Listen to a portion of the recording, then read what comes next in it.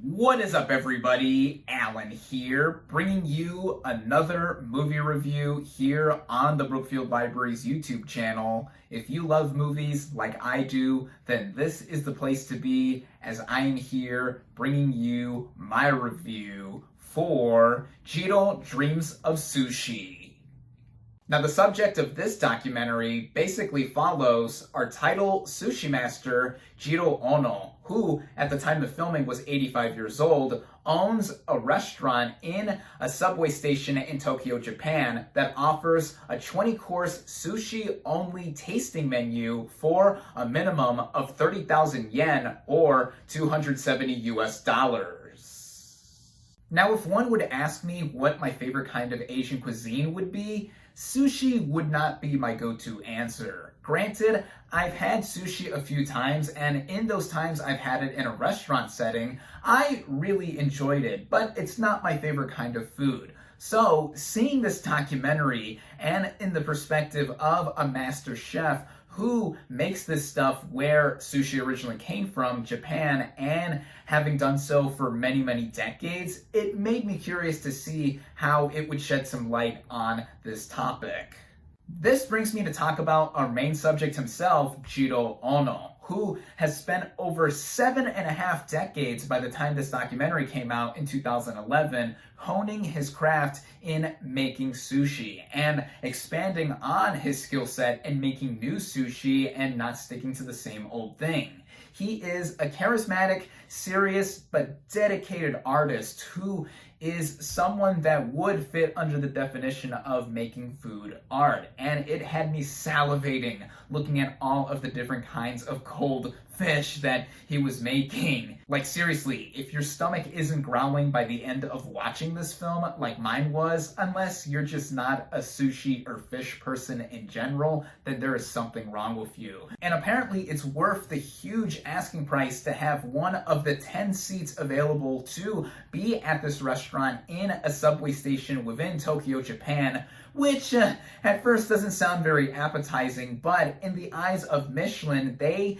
think that it is of the highest quality, as Jiro Sushi has received the highest 3-star rating. That's a huge accomplishment as well, considering the background of Jiro as a person, as he was somebody who came from immense poverty and worked his way up, and eventually parlaying his own skills onto his 2 sons, who have been featured in this documentary as well. His oldest son works at the same restaurant that he's been working at for a while, and then his second and youngest son is opening another restaurant in a different location. That father-son bond aspect is one of the different details that are covered in this doc, as for the most part, this film basically amounts to just us looking at the sushi that Jiro is making and how he's obtaining the different kinds of fish from the market through his eldest son to be made at his restaurant. And for how this movie runs at a pretty swift 80 minutes, there is quite a bit here that does make for a sincere and inspirational watch as well, as what we do see is the huge passion that Jiro has. Across the doc, Jiro keeps saying that he doesn't want to stop doing what he loves to do,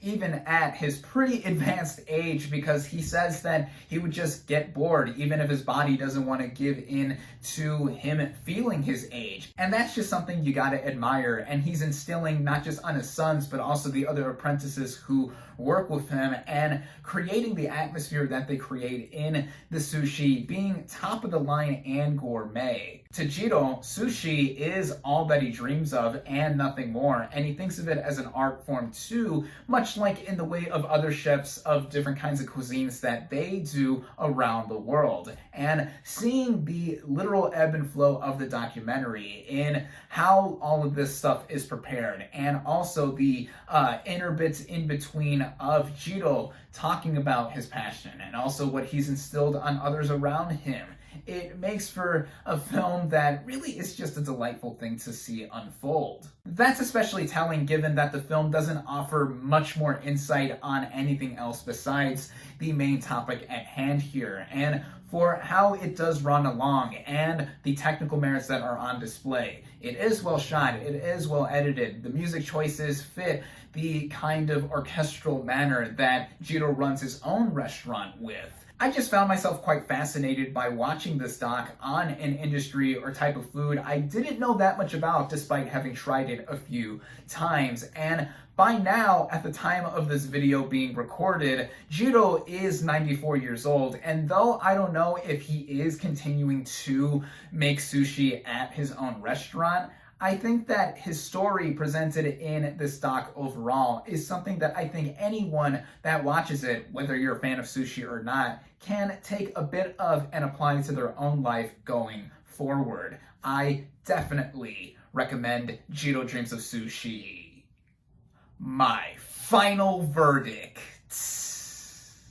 for Jiro Dreams of Sushi is 4 out of 5 stars.